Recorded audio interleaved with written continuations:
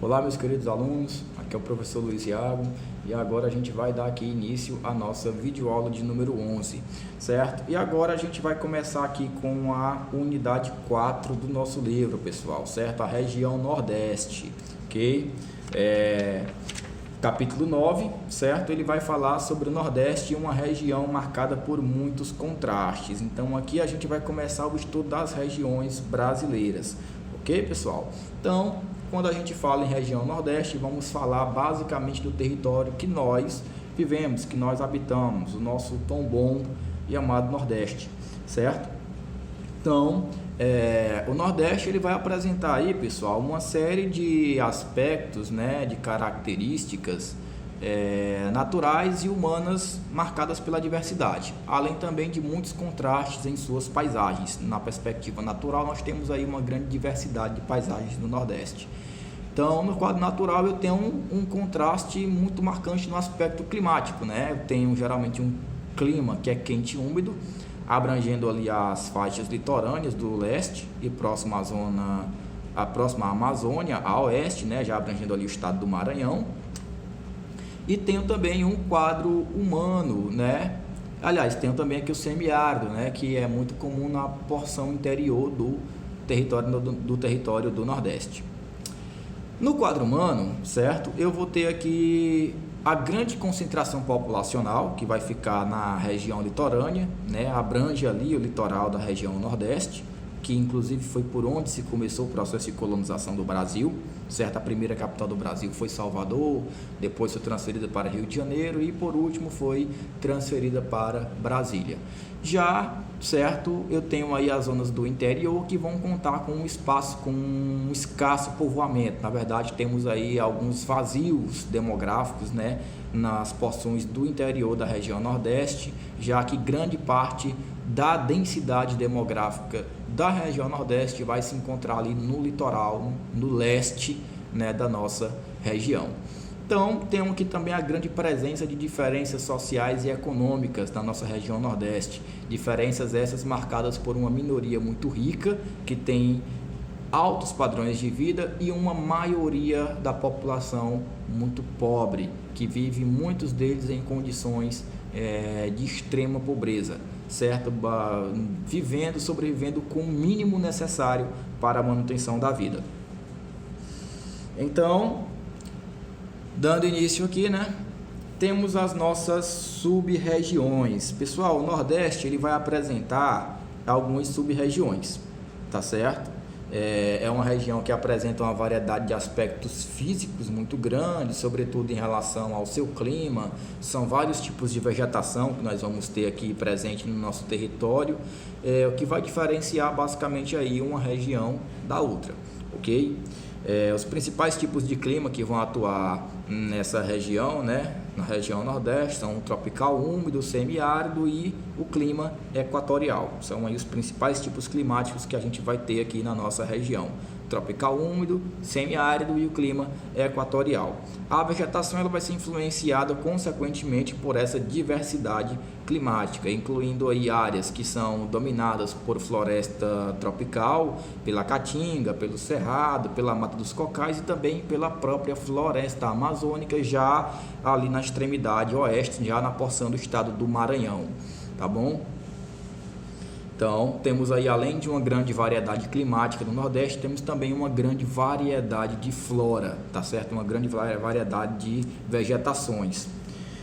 A diversidade desses elementos naturais, consequentemente, ele vai delimitar aí, né, resultar na delimitação de 4 sub-regiões presentes no Nordeste, tá bom, pessoal? A região Nordeste vai apresentar ali 4 sub-regiões, que são, respectivamente, a Zona da Mata, o Agreste, o Sertão e o Meio Norte. Aqui no mapa, olhando para o mapa agora, por favor, vocês vão encontrar um mapa representando cada uma dessas 4 sub-regiões e as áreas de abrangência delas no Nordeste. Cada uma delas tendo características muito específicas e apresentando também o que nós chamamos de faixas de transição, certo? As faixas de transição são regiões que apresentam vegetações de 2 tipos específicos, tanto de um bioma como também de outro, certo?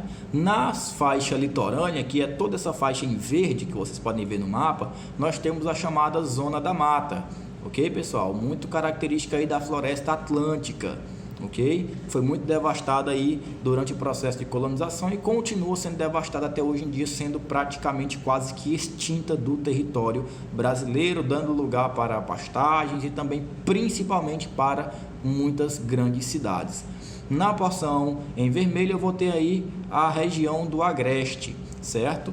Essa porção aí em rosa, né, que abrange a Bahia, parte do Piauí, abrange o Ceará, né, eu vou ter o sertão, o grande sertão nordestino, ok? Que abrange também outros estados, e tenho o meio norte, chamado meio norte, que se estende desde uma porção do Piauí até o estado do Maranhão.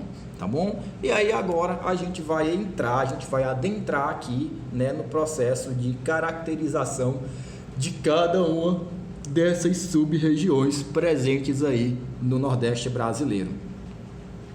Ok? Então, começando pela Zona da Mata. Pessoal, a Zona da Mata, ela vai ocupar, certo? Aí, a parte oriental da região Nordeste. Tá certo? Basicamente a Zona da Mata ela está concentrada ali na costa leste do região Nordeste, abrangindo toda essa zona em verde que vocês podem ver aí no mapa, pegando ali as capitais, as capitais que são as principais cidades do nosso Nordeste, com exceção, é claro, de Fortaleza, que vai ficar, no caso o Ceará fica totalmente situado ali no sertão, e do Piauí, né, que vai ter a capital Teresina, que já está ali na região conhecida como meio norte, tá bom? Então, a Zona da Mata ela ocupa ali a parte oriental da região Nordeste, né, a parte costeira, próxima ao Oceano Atlântico, onde vão predominar o clima tropical úmido, né, que é quente e chuvoso. Então, o tipo de clima predominante dessa região é o tropical úmido, que é um clima que tem característica de ser um clima quente e um clima muito chuvoso. Consequentemente, temos aí um alto índice de pluviosidade. Pessoal, o que seria pluviosidade? Chuva, tá bom? Pluviosidade ou então precipitações é incidência de chuva, e a incidência de chuva nessa região ela vai ser elevada, ou seja, nós temos aí em torno, tá bom, de 1.800 a 2.000 milímetros de chuvas anuais. Então é um regime de chuva muito grande, com temperaturas médias e também altas que vão variar entre 24 graus e 26 graus. Tá certo? Então, são algumas características iniciais. O ambiente quente e úmido da Zona da Mata, ela vai favorecer ali o desenvolvimento da floresta tropical, certo? Que vai ser uma floresta que conta com uma enorme biodiversidade, com uma grande biodiversidade, tá bom, pessoal? Uma grande espécie uma grande quantidade de espécies animais, assim como também uma grande quantidade de espécies vegetais. Originalmente, né, a floresta tropical ela ocupava grande parte dessa sub-região que recebeu por isso a denominação de Zona da Mata. Infelizmente, né, grande parte da floresta tropical, não só na região Nordeste, mas em todo o território brasileiro, foi quase que completamente destruída, né, e substituída aí ou por grandes lavouras, como por exemplo lavouras de cana-de-açúcar, lavouras de cacau, ou então por áreas urbanas, o que trouxe aí um grande impacto ambiental para o nosso país, certo?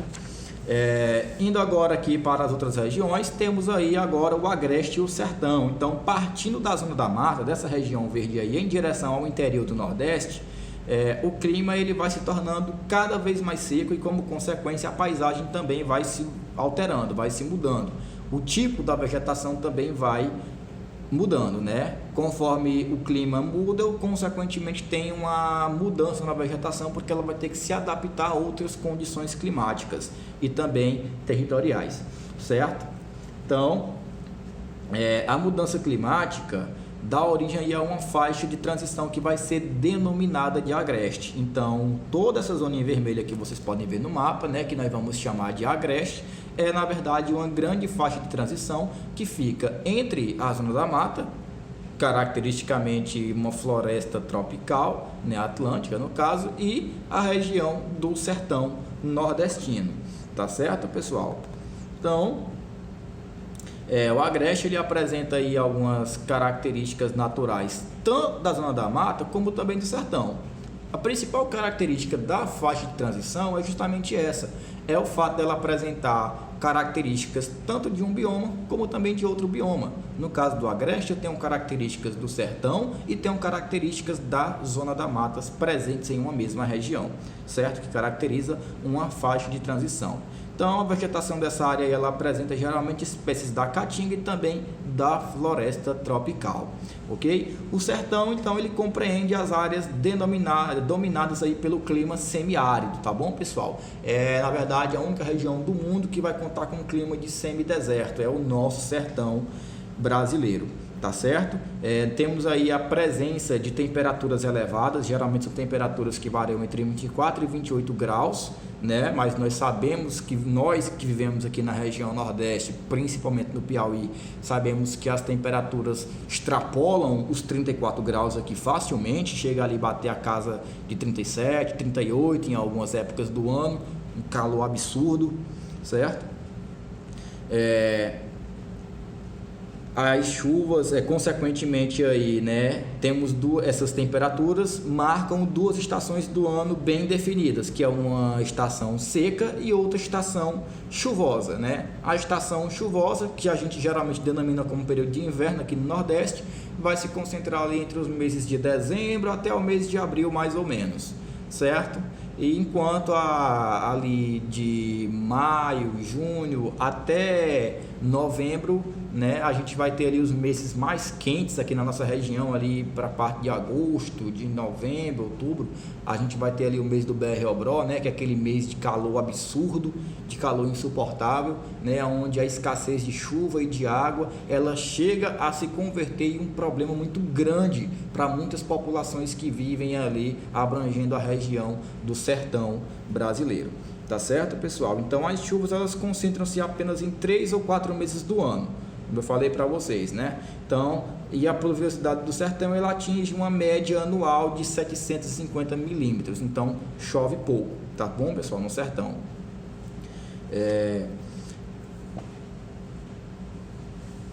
E aí, como outras características, eu posso citar a questão aqui mais uma vez dessas chuvas, tá certo? Na verdade surge uma questão, né, pessoal? Por que chove pouco no sertão? Nós temos uma região de clima muito seco, de clima muito árido, né? A falta de água, como eu disse para você, se torna um problema para o sertanejo, para o agricultor, né? Que perde plantações, perde animais. Nós temos anos que nem mesmo inverno nós temos, o que traz um prejuízo econômico, um prejuízo social extremamente grande. E aí vem uma questão, por que chove pouco no sertão, pessoal? E aí o sertão, como eu disse para vocês, ele é uma região que apresenta o menor índice pluviométrico do país, ou seja, o sertão é a região do nosso Brasil onde chove menos, certo? E a escassez e a distribuição irregular das chuvas nessa área vão se dever, sobretudo, à dinâmica das massas de ar que vão se deslocar em território brasileiro e também à influência do relevo, pessoal. Se vocês puderem olhar, tá certo, para o mapa da página 92 do livro de vocês, o que é que acontece?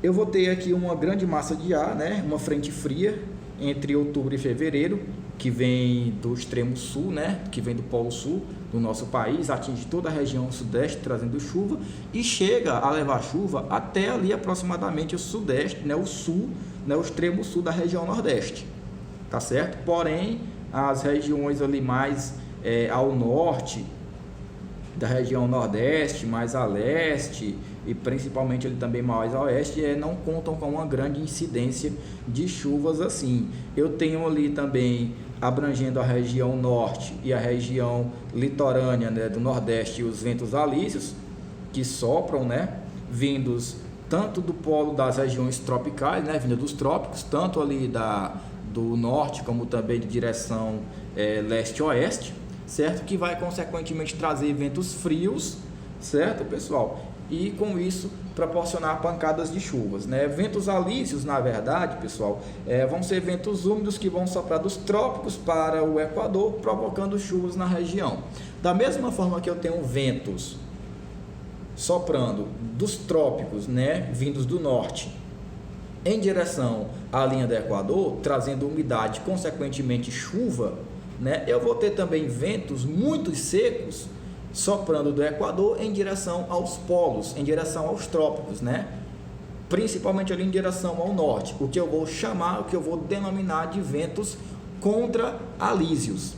Tá certo, pessoal? Então, entre os meses de outubro e março, podem ocorrer ali na porção sul do sertão algumas chuvas que vão ser ocasionadas, né, pela ação das frentes frias polares, que vão atingir o sudeste do Brasil e vão chegar até o sul do Nordeste, tá bom? Uma frente fria polar que vem do sul, atingindo todo o sul do Brasil, atingindo o sudeste do Brasil, chegando até o sul da região Nordeste. E tem também a ocorrência de chuva nas regiões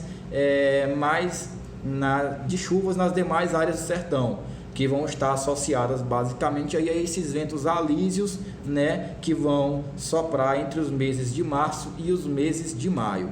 Mas aí nós temos uma questão, o relevo do Nordeste. De que maneira é que o relevo ele vai influenciar na dinâmica das chuvas, pessoal? Na região Nordeste nós temos a existência de algumas regiões chapadas, né, como por exemplo a Chapada da Borborema e a Chapada da Diamantina na Bahia, certo, pessoal? Então essas regiões chapadas, por elas apresentarem grandes altitudes, elas vão funcionar como bloqueio, né, aos ventos que vêm do leste e que são geralmente quentes e úmidos, trazendo uma grande massa de umidade, o que pode proporcionar chuvas, tá bom, pessoal? Então essas chapadas elas vão impedir que as massas de ar quentes e úmidas avancem do Oceano Atlântico para o interior do nosso Nordeste, tá certo? Eu vou ter aqui as massas de ar, né? E vou ter as grandes chapadas. Essas massas de ar, elas vão bater nessas zonas de altitude, elas vão subir. Quando elas sobem, consequentemente elas vão se resfriar por questão da pressão atmosférica, né, da altitude. Quando elas se resfriam, elas vão perder a umidade, consequentemente eu vou ter aí pancadas de chuva e elas vão voltar a descer novamente, né, cruzando essas zonas de altitude. Só que quando elas descem e chegam até as áreas interiores do nosso Nordeste, elas vão estar com baixa umidade, consequentemente as chuvas que elas vão ocasionar serão muito poucas ou às vezes nem chegam a ocasionar, o que marcam aí períodos de seca na nossa região.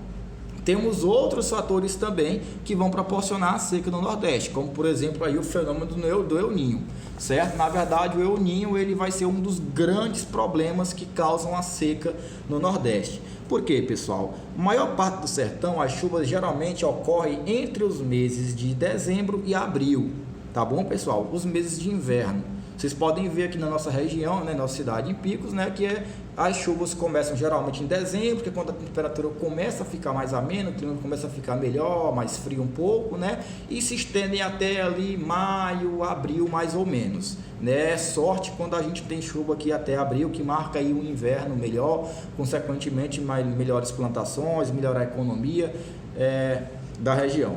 Então, porém, em alguns anos as precipitações elas não acontecem nesse período e a estiagem ela vai se prolongar, certo? Ao invés de eu ter chuvas de dezembro a abril, eu tenho chuvas que acontecem em períodos menores, em meses menores, às vezes, muitas vezes, em alguns casos de dezembro até março, mais ou menos por aí, né? Chuvas com incidência menor de meses.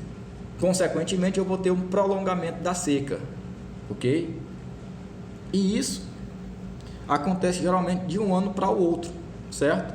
Então, a ocorrência das secas, ela vai estar diretamente aí relacionada a esse caso, ao aquecimento das águas do Oceano Pacífico, que é o que nós chamamos de fenômeno El Niño, né? Eu tenho o El Niño, que é o aquecimento das águas do Oceano Pacífico, e tem o Laninha, que é o resfriamento das águas do oceano. No caso que influencia diretamente aqui a região Nordeste para o ocasionamento da seca é o fenômeno do El Niño, tá bom? Que é esse aquecimento das águas do Oceano Pacífico nas proximidades da costa oeste da América do Sul, certo? Então o aquecimento dessas águas ocorre em períodos irregulares de 3 a 7 anos. ok, pessoal? Entre 3 e 7 anos e vai interferir na circulação dos ventos em escala global e, consequentemente, também interfere na distribuição das chuvas porque cria zonas de alta pressão. E aí as zonas de alta pressão muitas vezes elas podem se deslocar e deixam de ocasionar chuvas em um local e ocasionam chuvas em outros locais. Então as secas elas vão terminar acarretando uma grande quantidade de problemas e prejuízos para os proprietários rurais da região Nordeste, né, que perdem suas lavouras, perdem criações, a população em geral que vai sofrer com a falta de água potável. E aí temos uma questão, como é que vai acontecer esse fenômeno do Laninha, pessoal? Do El Niño, quer dizer, né? Que é o aquecimento das águas do Oceano Pacífico. Imagine aí esse mapa que vocês têm aí na tela de vocês, o mapa do Brasil, certo? Eu vou ter uma grande quantidade de ventos quentes vindos, né? Ali da região oeste do planeta, em direção à costa oeste da América do Sul, que basicamente abrange ali a parte do Oceano Pacífico. Tá certo, pessoal? Esses ventos quentes, eles vão entrar em contato com o vapor que sobe do Oceano Pacífico. Só que em algumas épocas do ano, entre 3 e 7 anos, né, vai se haver esse processo de aquecimento das águas do Oceano Pacífico. Então, se eu tenho águas mais quentes, o ar ele vai ficar mais leve. Se o ar fica mais leve, então ele vai subir, ok? Quando esse ar ele sobe, pessoal, o ar que sobe em um local, ele vai ter que descer em outro local, certo? É um ciclo contínuo. Se eu tenho o ar subindo na região do Pacífico, na costa leste do Pacífico, consequentemente ele vai ter que descer em outra região. E geralmente ele vai procurar descer aonde, pessoal? Em cima da região Nordeste. Aquele ar que sobe por questão do aquecimento das águas do Oceano Pacífico lá na costa leste do continente americano, ele desce em cima da região Nordeste. Só que nós temos um problema, certo? O ar que vem de cima para baixo, ele impede a formação das nuvens de chuva. Ele bloqueia a formação das nuvens de chuva. Essas nuvens não vão se formar e, consequentemente, eu não vou ter precipitações, eu não vou ter chuvas na região Nordeste. Tá certo, pessoal? O ar que vai proporcionar a formação de nuvens de chuva é aquele ar ascendente que vem de baixo para cima, encontrando as zonas de umidade e, consequentemente, provocando pancadas de chuva.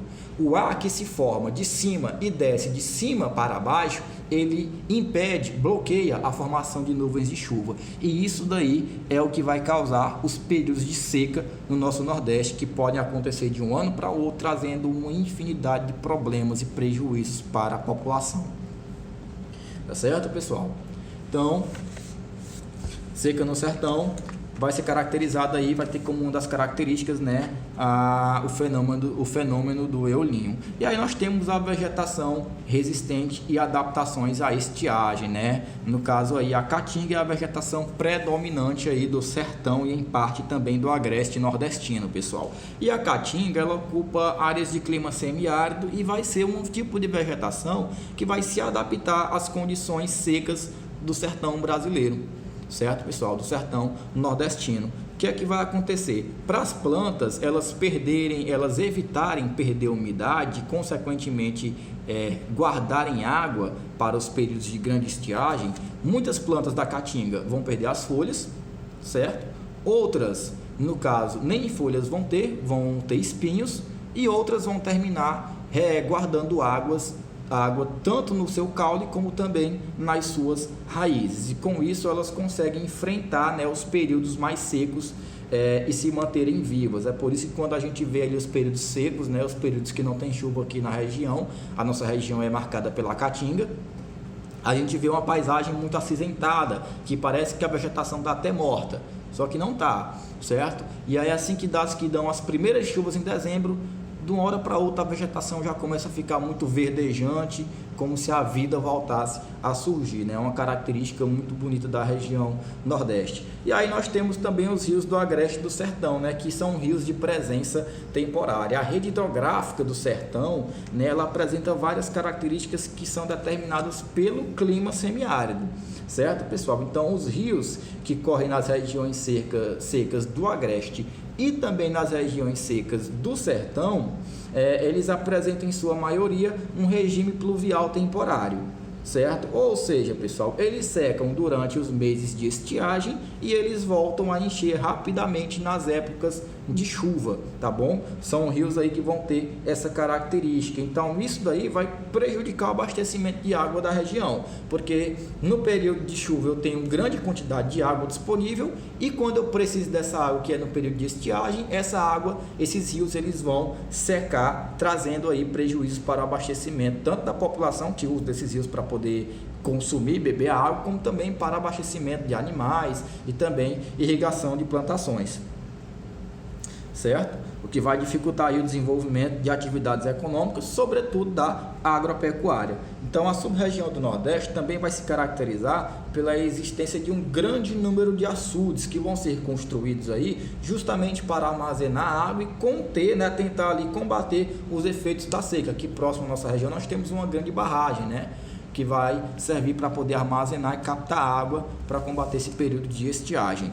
E aí eu vou ter o meio norte da região Nordeste, né, pessoal? A sub-região meio norte, ela constitui ali uma faixa de transição entre o clima semiárido e o sertão, tá bom, pessoal? Então, o clima que vai estar predominando ali nessa região do meio norte é o clima equatorial, que já é um clima marcante da floresta amazônica, ok? É uma região que vai abranger basicamente o estado do Maranhão e parte do estado do Piauí, é caracterizado aí pelo meio norte, como vocês podem perceber aí. Então, o clima ele vai se tornando cada vez mais úmido a partir do sertão em direção ao oeste, em direção ao estado do Maranhão. É um clima que vem ganhando cada vez mais umidade, justamente por questão principalmente da proximidade com a floresta amazônica, que vai lançar um grande regime de umidade na atmosfera, certo? Que vai marcar o grande índice de precipitações e pluviosidade daquela região. Chove muito na região